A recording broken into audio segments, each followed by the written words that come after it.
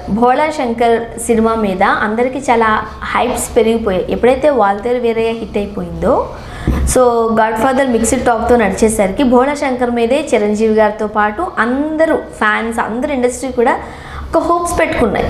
కాకపోతే అది సినిమా చేస్తున్నారు, దాన్ని మళ్ళీ ఇంకేదో దానికి ప్యాచ్ వర్క్లు చేస్తున్నట్టుగా దాన్ని కథ మార్చి ఇంకోటి ఏదో చేస్తున్నారు, దాన్ని ఆ రిపేర్ చేస్తున్నారు, ఈ రిపేర్ చేస్తున్నారు అంటూ రకరకాల కథనాలు నడుస్తున్నాయి. ఏంటి రిపేర్ల సంగతి ఏంటంటే వాల్తేరు వీరయ్య హిట్ అయింది, అప్పటి వరకు మనం చెప్పుకుంది కరెక్టే. నెక్స్ట్ ఆ ప్రెషర్ అంతా భోళా శంకర్ మీద పడింది. ఇక మెహర్ రమేష్ విషయానికి వస్తే నాతో సినిమా చేయి అని చెప్పి అప్పటి వీళ్ళకి ఫ్యామిలీకి కొంచెం దగ్గర మనిషి అనమాట. ఏదో బంధువు అనుకుంటా, బంధువు కూడా నాకు తెలుసు. సో సినిమా చేయి అంటే సరే చేస్తాలే నెట్టుకొచ్చి ఎట్టకేలకి నాతో చెయ్యి అనేసరికి ఓకే ఫిక్స్ అయిపోయింది. అది కొత్త కథతో వస్తారేమో అని భయం వేసింది వీళ్ళకి, ఎందుకంటే ఇంకో శక్తి అవుతుందేమో. అంతకుముందు కూడా ఈయన చరిత్రలో పెద్ద ఇరగ తీసిన హిట్స్ అంటూ ఏమీ లేవు మెహర్ రమేష్కి. మరి ఆయనకి చిరంజీవి గారు ఈ టైంలో ఎందుకు ఛాన్స్? ఈ టైంలో కాదు, ఎప్పుడో ఇచ్చిన మాట పాపానికి, అంటే అదంతే కొన్నిసార్లు జరుగుతూ ఉంటారు కదా.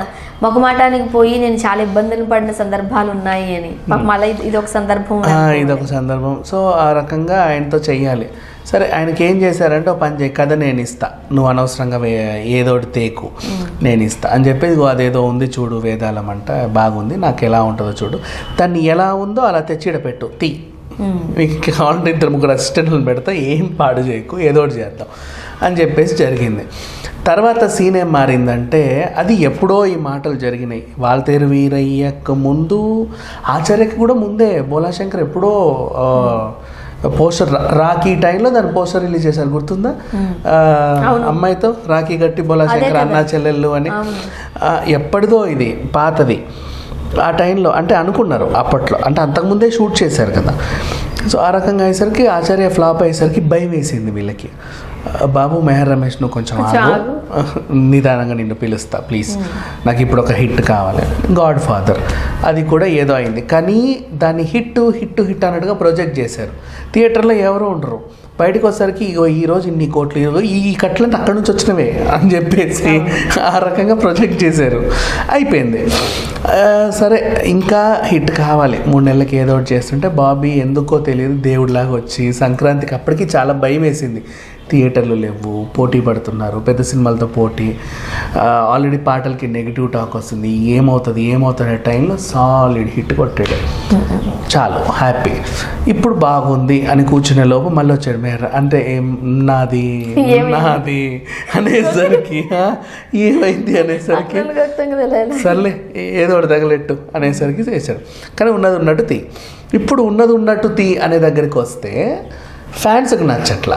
ఏమంటున్నారు ఫ్యాన్స్, వాళ్ళకి అసోసియేషన్ వాళ్ళ సజెషన్లు, వాళ్ళ బాధలు ఏంటంటే, remake cinema already number 1 and అది ఎందుకో ఎట్లనో ఉంది, ఎప్పటిదో 2018-17 అప్పటిది, ఇప్పటికి ఏదో అయ్యింది, దాన్ని కొంచెం రిపేర్లు చేస్తే బాగుంటుంది.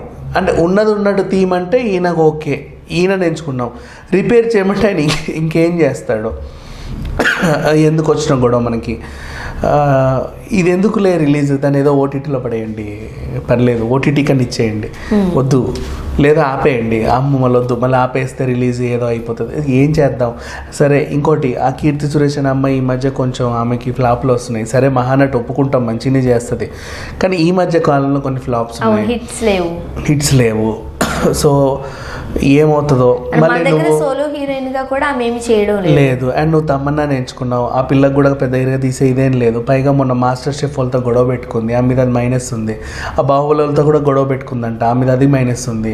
ఈ మధ్యకాలంలో ఆమెకి ఎక్కువ సినిమాలు కూడా లేవు, ఏదో చేస్తున్నారు, ఎందుకు అవసరమా? మెహర్ రమేష్ లేదు, అది తీయాలి, ఇలా చేయాలి, నేను వచ్చాను ఇగో పలానా రిపేర్లు చేయాలి, ఇలా చేయాలి, అలా చేయాలి.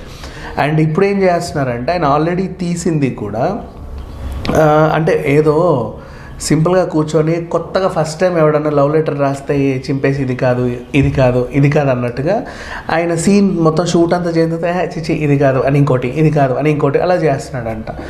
అది కాస్త ఎక్కడికి వస్తుందంటే అదేంటిది బడ్జెట్ పెరుగుద్ది అండ్ ఆ రిపేర్లు లేదు దీనికంటే అదే కొంచెం బాగున్నట్టుంది, ఆహా లేదు దీనికంటే ఇది బాగున్నట్టుంది, అసలు ఈ రెండు బాగాలేవు కొత్త తీద్దాం అంటే ఈ రకంగా ఉండేసరికి జనాలకి కాస్త ఇబ్బంది ఇంట్రెస్ట్ తగ్గిపోతుంది. పైగా ఆయన చరిత్ర చూసుకుంటే చాలా సందర్భాల్లో అశ్విని దత్ గారు చాలా ఇంటర్వ్యూలో చెప్పారు, నా జీవితం మొత్తాన్ని నా పైన నాపేసింది శక్తి ఒకటే, దాని మీద నేను చాలా ఇది పెట్టుకున్నానని. పోనీ శక్తి సినిమాకి వెళ్ళినా కూడా నాకు ఏమనిపించలా, Manjari is beautiful talented actress, NTR అందరూ మంచి మంచి నటులు ఉన్నారు దాంట్లో.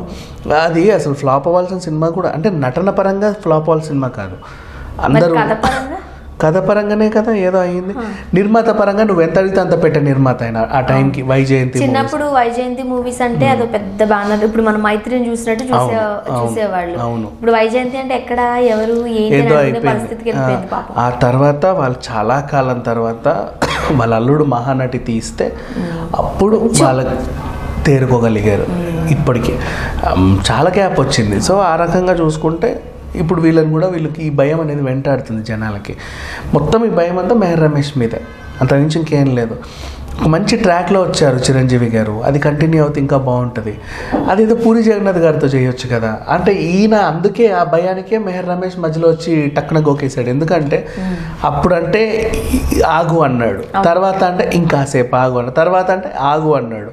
అప్పుడేమో ఫ్లాప్ వచ్చింది ఏదో హిట్ కావాలి ఆగన్నాడు. ఇప్పుడు హిట్ వచ్చింది కదా మళ్ళీ ఫ్లాప్ అయితే బాగోదని ఆగమంటున్నాడు. నన్ను ఎందుకు ఇట్లా చూస్తున్నావు, నాకు వద్దు నేను ఇప్పుడే చేస్తా అనేసరికి సరే ఏదో తగలేదు. కీర్తి సురేష్ గారు ఉన్నట్టేనా ఈ రిపేర్లో ఆమె కూడా తొలగించబడింది? లేదు ఆవిడ అంటే పోస్టర్ రిలీజ్ చేశాక తీసేస్తే అంటే ఏం చెప్తాం, మరి రిపేర్ టైంలో మనం ఏదైనా జరగచ్చు కదా. మెయిన్ ఆమె వీళ్ళ చుట్టే కదా కథ అంతా, వాళ్ళకి అల్లుకున్నది ఉంటుంది, అట్లా ఏం లేదు. మరి ఆయన రిపేర్లు ఇంకెలా ఉంటాయో మనకు తెలియదు. సో ఆ రకంగా చూసుకుంటే మెహర్ రమేష్ మీదే భయం అంతా, అండ్ తమన్నా మీద భయం అంతా. కీర్తి మీద నువ్వు భయం పెట్టుకోవాల్సిన అవసరం ఎప్పటికీ లేదు, ఎందుకంటే అమ్మాయి నువ్వు ఏ రోల్ ఇచ్చినా బాగా చేస్తుంది. అంటే అది జనాదరణ సినిమా బట్టి ఉంటుంది తప్పితే నువ్వు డీ గ్లామర్ రోల్ ఇచ్చినా చేస్తుంది, పెద్ద రోల్ అన్నీ చేస్తుంది అమ్మాయి ఇంత వయసులో. అంత నాకు తెలిసి దసరా మూవీతో కూడా వస్తున్నారు కదా, అది కనుక మంచి హిట్ అయ్యింది అనుకో, కొంచెం ఈ సినిమా మీద కీర్తి సురేష్ని పట్టుకుని కొంచెం ముందుకెళ్ళచ్చు. మర్చిపోయా దసరా వల్ల కూడా, ఇప్పుడు దసరా వల్ల ఇంకోటి అయింది బోలా శంకర్కి. యాక్చువల్గా వీళ్ళు సమ్మర్కే రావాల్సి వచ్చింది. కీర్తి దసరాలో డీ గ్లామర్ రోల్ చేస్తుంది. మీకు మళ్ళీ చెల్లిగా చేస్తే ఆ పిల్లని అటు ఇటు రిసీవ్ చేసుకోవాలి, కొంచెం ఎక్స్టెండ్ చేసుకుందామా అనుకున్నారు అంతే.